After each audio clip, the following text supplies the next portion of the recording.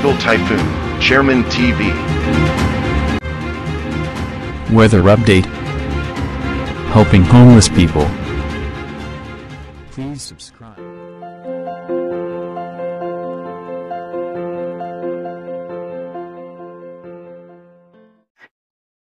Magandang umaga po. Ito po ang latest update natin ngayong araw, August 5, 2025. Yung minomonitor nga po nating low pressure area, nakapasok na po yan ng ating Philippine Area of Responsibility.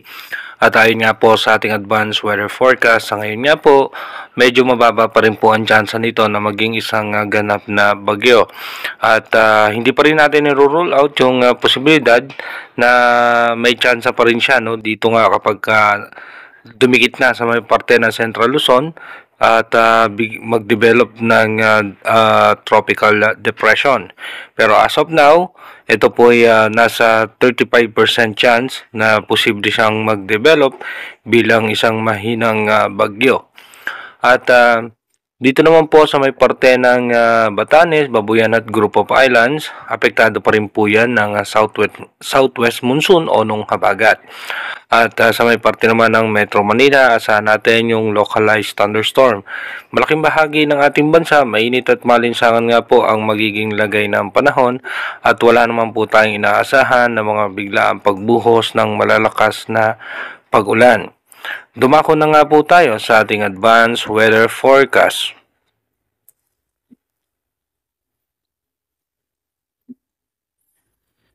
Dito nga po sa ating advanced weather forecast, makikita nga natin yung pagkilos nitong low pressure area. Didikit nga po yan sa parte ng Bicol region bilang isang low pressure area pa rin.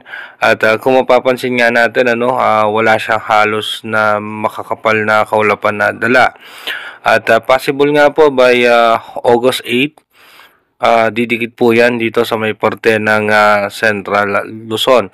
Dito nga po yung sinasabi natin na may possibilities na mag-develop yan bilang isang tropical depression dahil nga malayo pa po itong low pressure area.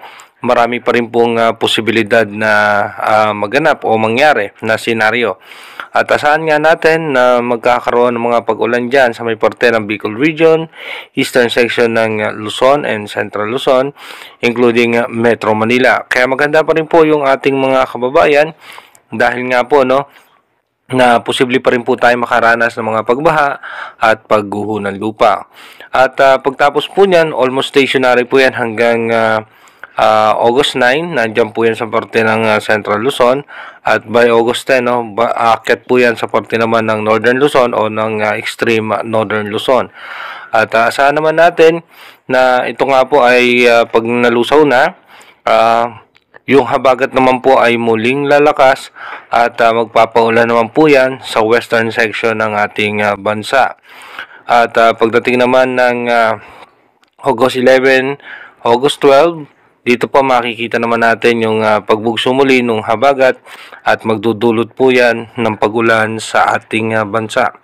Kaya iba yung pag-iingat ulit po sa ating mga kababayan dahil next week po, posible na naman po tayo makaranas ng tuloy-tuloy na pag-ulan dahil nga po sa habagat.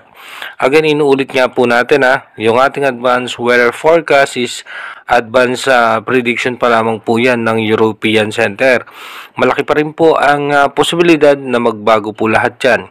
At magkakaroon ng sama ng panahon sa parte nga po ng Vietnam or ng China.